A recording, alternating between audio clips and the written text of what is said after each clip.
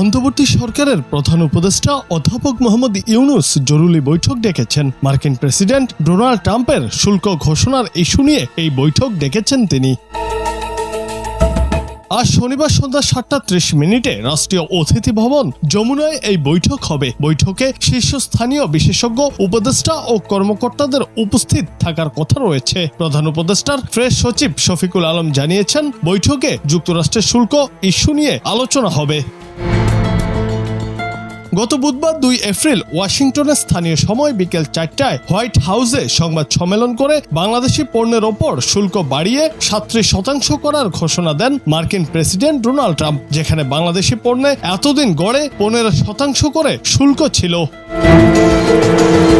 White হাউসে প্রকাশিত chart অনুযায়ী বাংলাদেশ মার্কিন পণ্যের ওপর ৭৪% শুল্ক আরোপ করে। তাই বাংলাদেশি পণ্যের ওপর ৩৭% ডিসকাউন্টেড রেসিপ্রোকাল ট্যারিফ ধার্য করা হয়েছে।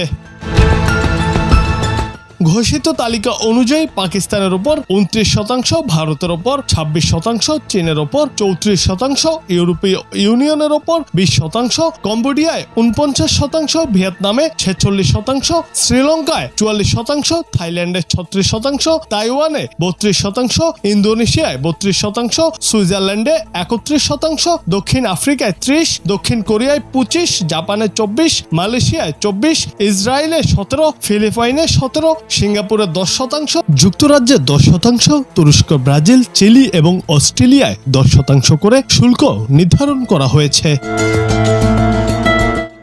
জুনায়েদ আহমেদ, বাংলা টিভি।